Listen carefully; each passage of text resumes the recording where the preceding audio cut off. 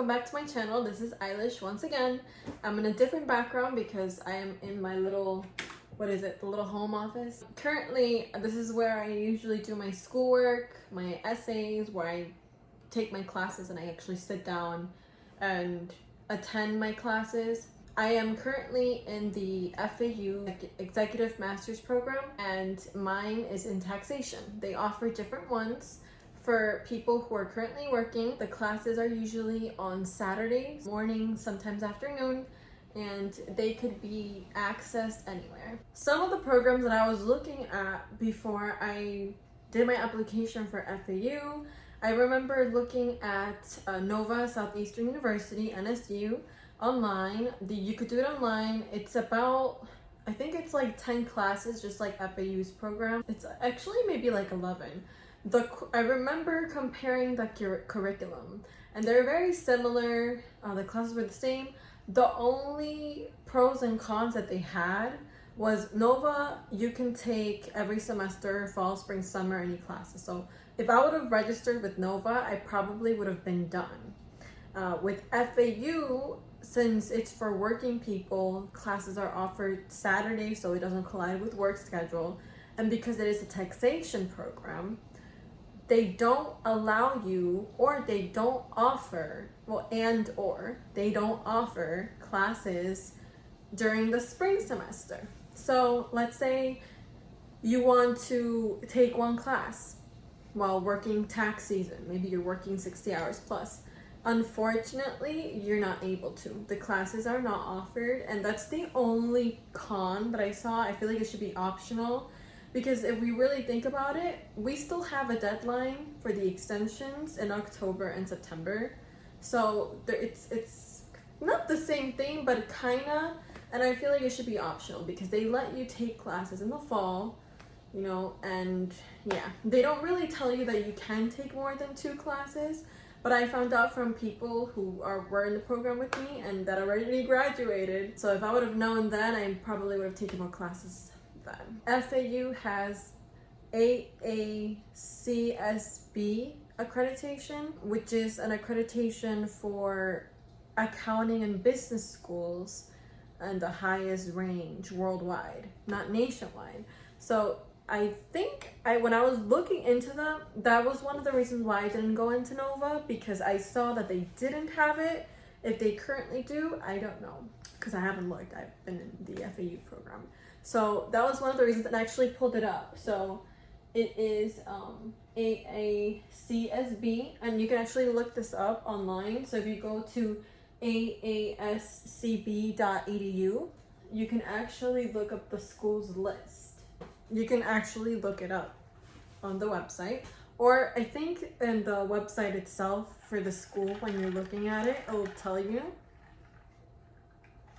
I have the little stamp on. So that was one of the reasons why I opted out for Nova, because I did do the application.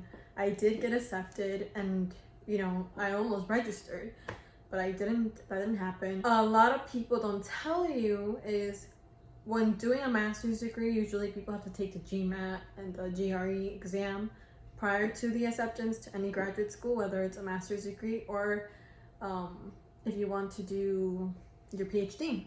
So for the executive program, and actually a lot of schools, even University of Miami, you do not need to take those exams for your master's degree if you have a 3.0 or above. So I had a 3.0 or above, so obviously, you know, that basically is waived off and you don't have to take it.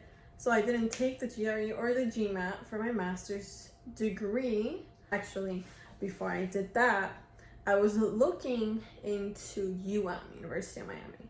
Now that program that I was looking at was 5 years, and that program it sounded so awesome, but I feel like it was super intense, and I don't know if at the time I was ready for it. It was 5 years, and you graduated, it was with your MBA, your LLM, which is a legal master of law. I think it was a master's in taxation at the same time, and it was also a PhD at the end. So it was 5 years and you got all those programs.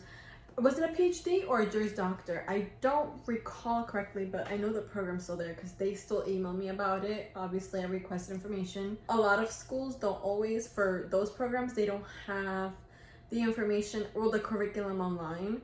So that you'll actually have to speak to the advisor and chat with them so they can send you the curriculum for each program that you're interested in. So it was kind of intense, and to do a program like that, you actually have to move to Miami, and I don't really like Miami traffic, let's just be honest. So I'm like, you know what? I'm just gonna go with the FAU program. I believe I did look at other options, but those were my 3 top choices. So I'm just gonna make this video about my 3 top choices, otherwise I'll be talking here forever. After this semester, I should be 70% done. So I'll be having 3 classes. The only thing is, like, let's say you don't take 1 class. Like last semester, I took 1 class instead of 2 classes, which usually they require you to. Financial aid, they will not cover a regular semester. So fall, if you take 1 class, you'll have to pay out of pocket. They'll cover you in the summer if you take 1 class, but they won't do it in the fall. Oh, last semester, I got sick with COVID. And I was taking 1 class, thank God, because the other class was terrible. But the misfortune that it is the 3 remaining classes that I have are offered in the summer.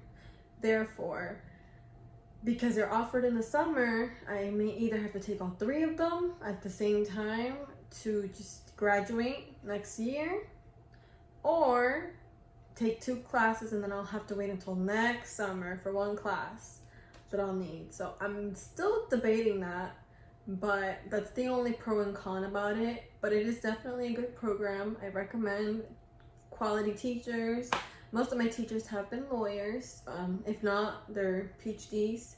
Really, really good teachers. They're understanding. Most of the students are very professional.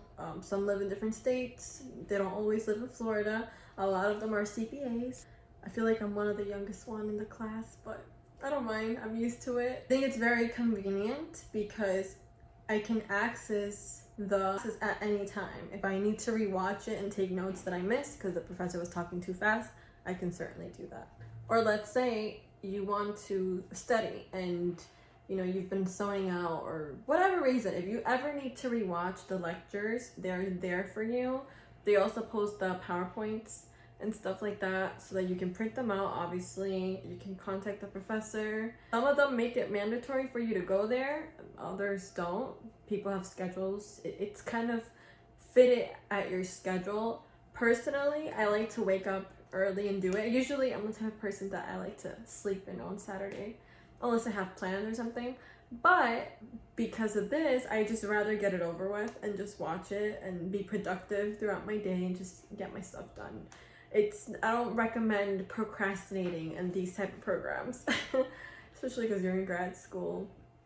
You can't really be getting C's, so A's and B's only, and yeah, I really like it. So this is my perspective from the FAU Masters, Executive Masters program at FAU. This has been my experience. I really like it. And this is what people don't tell you about grad school, I guess. Thanks for watching. Please like, comment, and subscribe. If you have different programs or similar programs, I'd love to hear about it.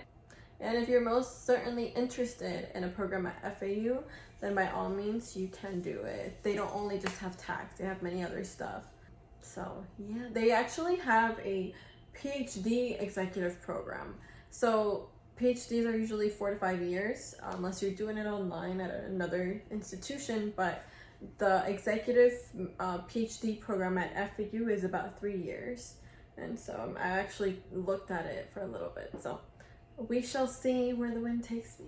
I hope you guys liked and enjoyed this video, and I'll see you guys next time.